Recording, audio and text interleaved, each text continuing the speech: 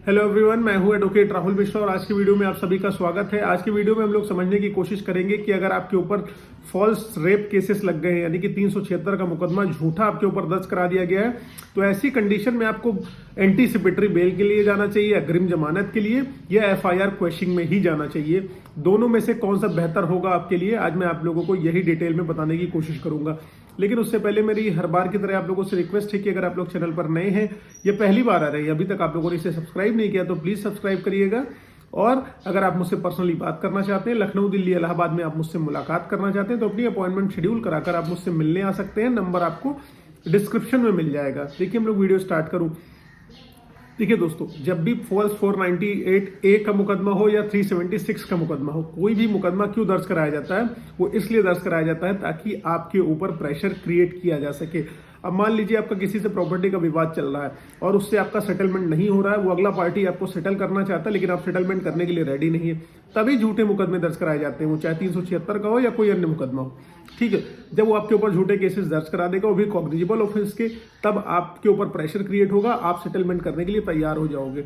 जब आपको पता है कि सारा का सारा मुकदमा झूठा है, 376 का आपके पास सारे के सारे सबूत हैं कि आपके साथ जो घटना कारित करने को बताया है अपोजिट पार्टी ने, उस दिन आप मौके पर मौजूद नहीं थे, आप दूसरी लोकेशन पर अपनी नौकरी पर थे, या दूसरे शहर में थे, या दूसरे देश में थे, लेकिन आपका नाम उसमें 376 में डाल दिया गया कि ये हमको फॉल्स प्रॉमिस करते थे मैरिजेस का और कॉन्टिन्यूसली लगातार कई वर्षों से रेप करते हुए चले आ रहे थे। ये सारी सारी चीजें लगाई जाती। जब आपके पास ये सारे के सारे एविडेंसेस हैं कि आपके द्वारा ऐसा कोई काम किया नहीं गया है, तो बहुत सारे लोग इसमें आपको सजेशन देते हैं कि आपको एफआईआर जैसे हो गई तुरंत ही तुरंत एंटीसिपेटरी बेल में जाना चाहिए। हाँ, बिल्कुल एंटीसिपेटरी बेल पाना आपका अधिकार है, लेकिन मैं आपको बताऊं, जब आपको पता है कि आपने कोई ऐसा कृत्य किया ही नहीं है और आपके पास सारे के सारे एविडेंसेस हैं, सारे के सारे सबूत हैं आपके पास कि आपके द्वारा कुछ किया ही नहीं गया, तो आपको एंटीसिपेटरी बेल में ना जाकर के, अग्रिम जमानत में ना जाकर के, आपको सीधे सीधे एफआईआर क्वेशिंग में जाना चाहिए। क्योंकि जब आपके पास तथ्य मौजूद है कि वो पूरी की पूरी एफआईआर खत्म कराइए, एंटीसिपेटरी बेल में जाएंगे, उसके बाद आपको ट्रायल फेस करना पड़ेगा, मुकदमा लड़ना पड़ेगा, एक लंबा प्रक्रिया चलेगा, हो सकता है उसमें आपकी अरेस्ट भी हो जाए। लेकिन जब आप एफआईआर क्वेशिंग में जाते हैं तो आप अरेस्ट स्टे कोर्ट से रिक्वेस्ट करते हैं, मे बी आपको अरेस्ट स्टे मिल जाए, आपकी गिरफ्तारी ना हो और आपके एविडेंसेस की जांच हो। उसके बाद कोर्ट अगर कंसिडरेशन में ले आपके फैक्ट्स और सर्कमस्टांसेस को, तो पॉसिबिलिटी पूरी है कि आपका मुकदमा वहीं पर खत्म हो जाए, 2, 3, 4 डेट में आपका मुकदमा खत्म हो जाए, ना कि आपको 2, 4 साल, 5 साल लड़ना पड़े उस मुकदमे को और उसके बाद फर्जी में हैरेस होना पड़े और जेल जाना पड़े। इसलिए एंटीसिपेटरी बेल में ना जाकर के आप आइए, जो है क्वेशिंग में आइए, ऑनरेबल हाई कोर्ट आइए। इसमें कोई हेल्प चाहिए, कोई मदद चाहिए, आप मुझसे बात कर सकते हो। मैं डेफिनेटली आपको बेहतर सजेशन इस चीज के लिए दूंगा कि आपको कैसे इनिशियल स्टेप्स पर कार्रवाई करनी है। अब देखिए, फॉल्स मुकदमा कब माना जाएगा? फॉल्स मुकदमा यानी कि झूठा मुकदमा कब माना जाएगा? झूठा मुकदमा उस कंडीशन में माना जाएगा जब आप मान के चलिए कि जैसे मान लीजिए उसने लिखा दिया, आप लिव इन रिलेशनशिप में रह रहे थे, आप लोगों के बीच में सब कुछ सही चल रहा था, सेक्सुअल रिलेशनशिप भी बन रही थी, वो सारी की सारी चीजें कंसेंट से बन रही थी, दोनों लोगों के बीच में था कि ठीक है, एक पॉइंट पर हम शादी करेंगे, लेकिन अब जब फैक्ट्स और सर्कमस्टांसेस, परिस्थितियां आप लोगों के बीच की नहीं बन रही, तो आपने डिसाइड कर लिया कि अब अलग होना, दोनों म्यूचुअली अलग हो गई, कोई प्रॉब्लम नहीं हुई, सेक्सुअल रिलेशनशिप भी कंसेंट से बने।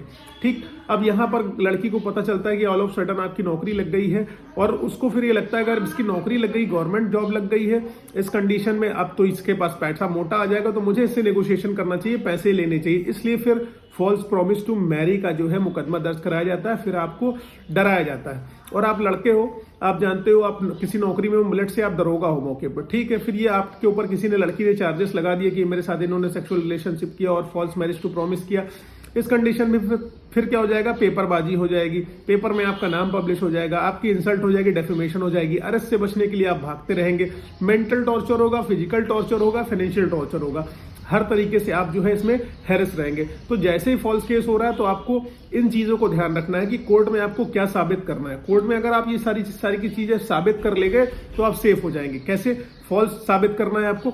सबसे पहले आपको उसमें कंसेंट प्रूफ करनी है। जैसे आप जिस होटल में गए हैं, लड़की के भी सिग्नेचर हैं, फोटोग्राफ्स हैं, ठीक है, जो उसने खुद से लिए हुए हैं आपके साथ जो है, ठीक है, ये सारी की सारी चीजें आपको बतानी है। और कोर्ट को ये भी बताना है कि भैया 4 साल 5 साल इन्होंने जो एलिगेशन लगाए हैं कि मैं इनको बहलाकर सेक्सुअल रिलेशनशिप एस्टेब्लिश कर रहा था तो ये माइनर तो है नहीं, इनको पता नहीं है कि जो है सेक्सुअल रिलेशनशिप क्या चीज होती है, और इसमें गुलाटी का जजमेंट भी है, इस आधार पर आपको मुकदमा भी क्वेश हो जाएगा और अरेस्ट स्टे भी मिल जाएगा।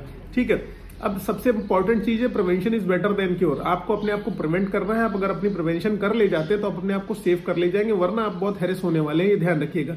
ट्रायल में आपको हेल्प मिलेगी, हर तरीके की हेल्प जो भी चाहिए I will be helping you out. दोनों प्रॉब्लम आपको समझ लीजिए कि प्रॉब्लमेटिक सिचुएशन में जाना नहीं, यहां पर तुरंत क्वेश्चनिंग में आना है, क्वेश्चनिंग में आके मुकदमा खत्म करा देना है, ठीक है। ये सारी की सारी चीजें आप लोगों को करना है। कई बार क्या होता है कि किसी को आपने पैसा उधार दिया, आप उससे पैसा मांग रहे, 5 लाख 10 लाख का ट्रांजेक्शन है, वो सोच रहा है ना देना पड़े, इससे 376 का मुकदमा लिखा दो। 376 का मुकदमा लिखा दिया, आपकी जिंदगी हैरेस हो गई। आप सिर्फ ट्रायल लड़िए, सिर्फ आप सेटलमेंट करेंगे, कहेंगे कि ठीक है पैसा ना दो लेकिन मुकदमा वापस ले लो। इस तरीके की चीजें होती है। तो जब भी कोई ऐसी सिचुएशन आ रही है तो आप एंटीसिपेटरी बेल के लिए ना भागिए, क्योंकि दोनों चीजें एंटीसिपेटरी बेल और क्वेश्चनिंग एक साथ नहीं हो पाएगी। इसलिए आप पहले क्वेश्चनिंग में जाइए। अगर क्वेश्चनिंग इन केस आपकी फेल होती तो आपके पास एंटीसिपेटरी बेल का ऑप्शन है ही है। और जब आप एंटीसिपेटरी बेल में आ गए तो आप भूल जाइए, आपको क्वेश्चनिंग बिल्कुल भी मुकदमे में नहीं मिलने वाली है। उम्मीद है आपको ये जानकारी समझ में आई होगी, पसंद आई होगी। और अगर ये वीडियो और जानकारी आपको समझ में आई है, पसंद आई, तो प्लीज लाइक शेयर सब्सक्राइब करना। फेसबुक, इंस्टाग्राम, ट्विटर पर अभी तक आप लोग मुझसे नहीं जुड़े तो प्लीज आप वहां जुड़िएगा, ठीक है। अपनी अपॉइंटमेंट शेड्यूल कराकर मुझसे बात कर सकते हैं, बेस्ट पॉसिबल सोल्यूशन आपको दिया जाएगा। जय हिंद।